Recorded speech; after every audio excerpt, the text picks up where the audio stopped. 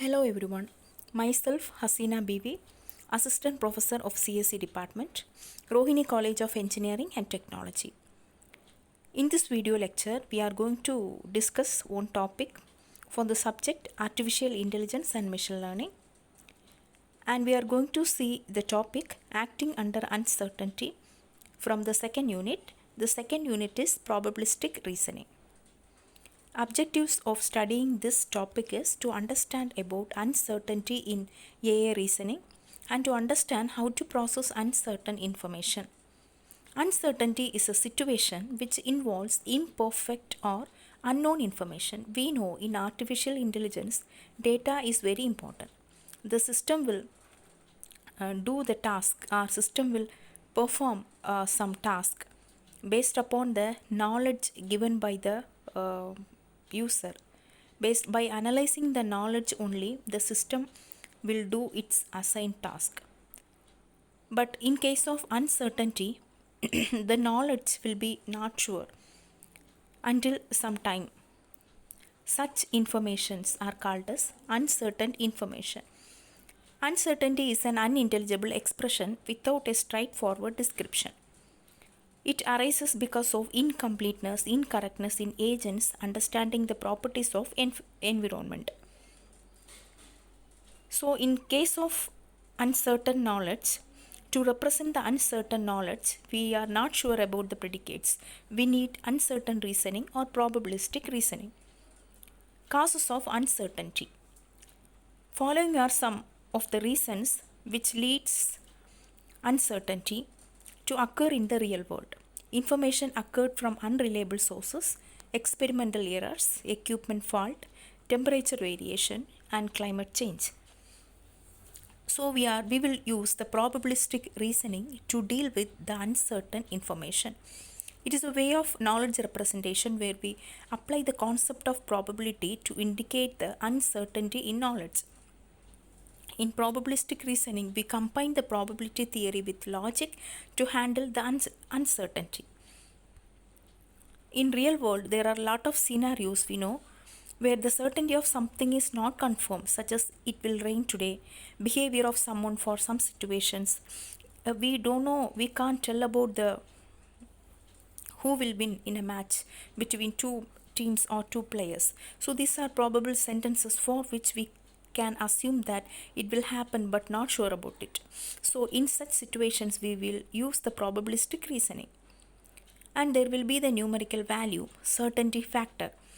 The value will express a degree of subjective belief that a particular item is true.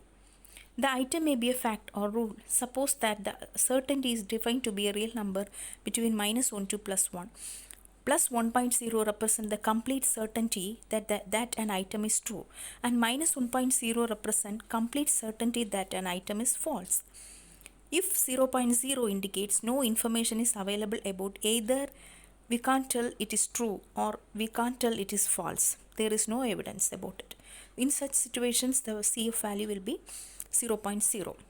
Hence, positive values indicates a degree of belief or evidence that an item is true, and the negative value indicates the opposite belief. Now we are going to see one example. MySyn. MySyn is one expert system in artificial intelligence, which is actually used in medical diagnosis.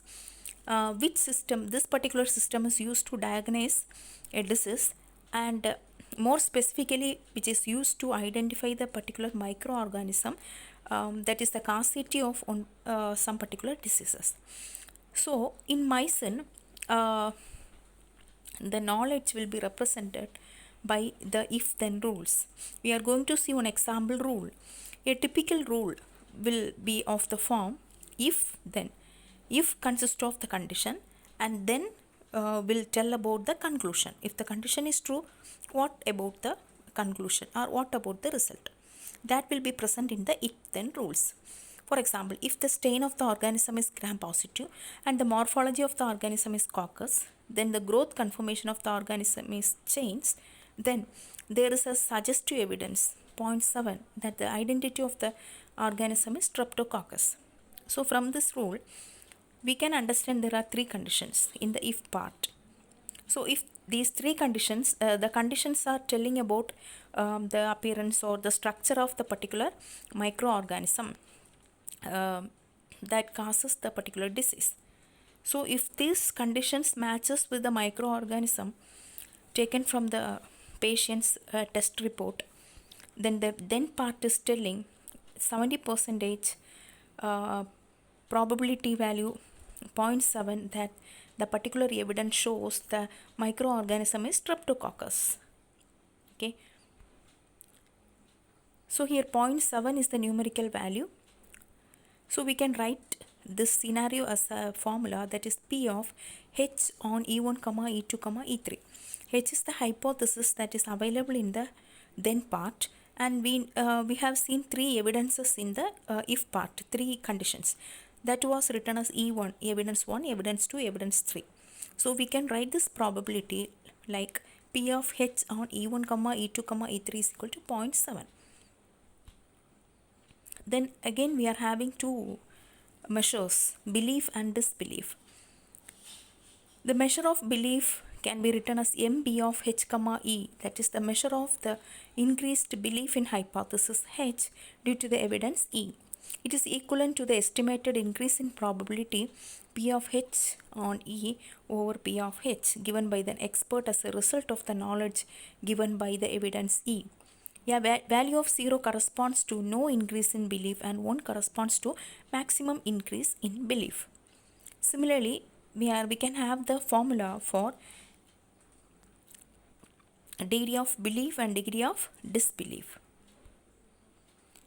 So from the both numerical value MB and MD, measure of belief and measure of disbelief, it is combined to give a single measure called a certainty factor, CF.